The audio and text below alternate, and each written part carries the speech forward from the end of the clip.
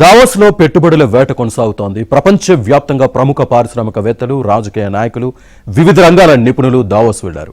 స్విట్జర్లాండ్లో ఒక చిన్న రిసార్ట్ 5 రోజుల పాటు ప్రపంచ నేతల సమావేశాలకు ఎలా వేదికైంది?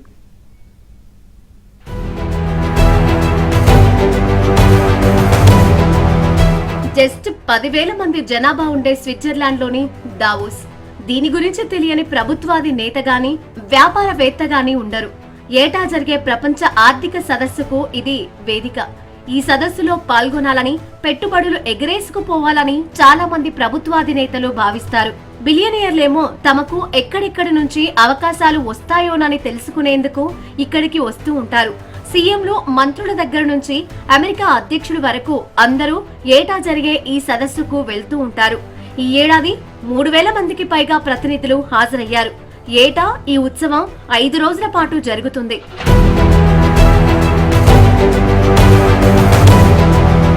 ఈ ఏడాది మొత్తం 400 మంది రాజకీయ నాయకులు హాజరవుతున్నారు. వీరిలో 64 మంది దేశాధినేతలున్నారు. 1000 మంది కంపెనీ సీఈఓలు సదస్సుకు వస్తున్నారు. పౌర సమాజం, సాంస్కృతిక, సేవా రంగాల ప్రముఖులు, విద్యావేత్తలు, మేధావులు, నిపుణులు పాల్గొంటున్నారు.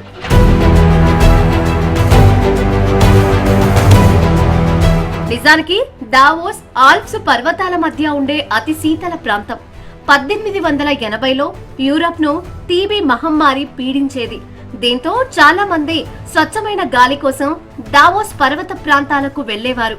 అలా వెళ్లిన వారు అక్కడే ఒక చర్చిని నిర్మించారు. అదే చర్చి ఇప్పుడు ప్రపంచ ఆర్థిక సదస్సుకు వేదిక.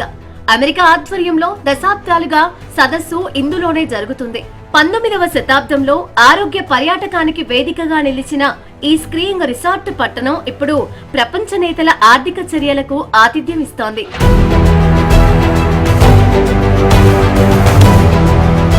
1970లో ఈ ఇంగ్లీష్ కిర్క్ చర్చిని కూల్చి అపార్ట్మెంట్ నిర్మించాలని ప్రభుత్వం భావించగా స్థానికులు అడ్డుకున్నారు. అదిప్పుడు వారసత్వ సంపదగా ఉంది. 5 దశాబ్దాలుగా ఇది ప్రపంచ ఆర్థిక వేదిక సదస్సుతో ప్రాముఖ్యం సంతరించుకుంది. 1971 నుంచి ఏటా జనవరిలో ఈ సదస్సు జరుగుతోంది. తొలుత ఈ సదస్సును యూరోపియన్ మేనేజ్మెంట్ ఫోరం నిర్వహించేది. ప్రపంచ దేశాల నేతల ఆర్థిక చర్చలకు వేదికగా నిలుస్తూ వస్తోంది. జెనీవా కేంద్రంగా ఏర్పడిన WEF ఏటా ఈ సదస్సును నిర్వహిస్తోంది. ఈ ఏడాది 56వ సదస్సు జరుగుతోంది. ఒక స్టెప్ ముందుకు పోయి స్పీడ్ ఆఫ్ డూయింగ్ బిజినెస్ కి చిరునామాగా తయారు చేశాం. 25 కొత్త పాలసీలు తీసుకొచ్చాం. దేశంలో వచ్చిన పెట్టుబడులు ఒకే రాష్ట్రానికి 25.3% రావడం ఇది ఒక చరిత్ర, ఎప్పుడు లేదు. ఇంకొక పక్కన మీరు చూస్తే పెద్ద పెద్ద ఇన్వెస్ట్మెంట్లు. Google $15 billion investment, data centre, AI biggest investment after reforms. దేశానికి వచ్చినటువంటి అతి పెద్ద పెట్టుబడి ఆర్థిక సంస్కరణలు వచ్చిన తర్వాత. వాణిజ్య ఒప్పందాలే కాదు, దావోస్ సదస్సులో దేశాల మధ్య ఒప్పందాలు జరిగాయి. 1988లో గ్రీక్, టర్కీ దావోస్ డిక్లరేషన్లపై సంతకాలు చేశాయి. యుద్ధం జరగకుండా అడ్డుకోగలిగాయి. 1989లో ఉత్తర, దక్షిణ కొరియాలు తొలి మినిస్టీరియల్ సమావేశాన్ని దావోస్ లో నిర్వహించాయి. గాజా, జెరికోలపై ఇజ్రాయెల్, పాలస్తీనాల మధ్య 1994లో ఇక్కడే ఒప్పందం కుదిరింది. జర్మనీ పునరేకీకరణకు సంబంధించిన చర్చలను అప్పటి ఛాన్సలర్ హెల్మెట్ కోల్ దావోస్ లోనే చర్చించారు. ఆ తర్వాతే బెర్లిన్ గోడను బద్దలు కొట్టారు.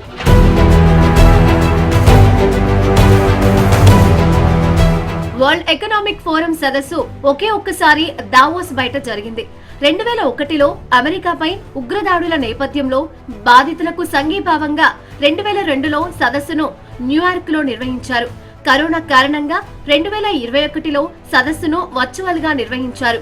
2022లో సదస్సు మే నెలకు వాయిదా పడింది. అంతమంది VVIPలు వచ్చే దావోస్ లో కనీస సౌకర్యాలు కరువే. అక్కడ ఉండటానికి వీలుండదు.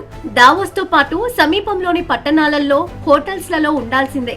దావోస్ సదస్సు జరిగే 5 రోజులు స్విట్జర్లాండ్ లోని హోటల్స్ అన్ని నిండిపోతాయి.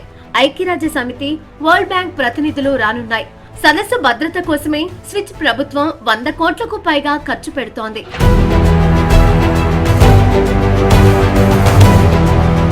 దావోస్ సదస్సుకు మన దేశంలో చాలా క్రేజ్ ఉంది. అందుకే భారీగా ప్రతినిధులు హాజరవుతారు.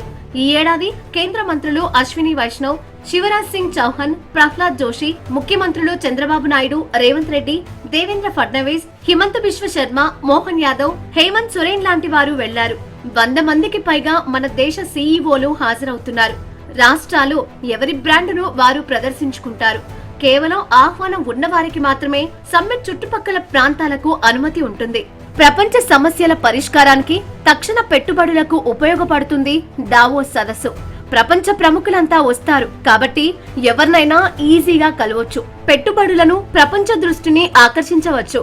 Davos the spirit of dialogue పేరుతో సదస్సు జరుగుతోంది.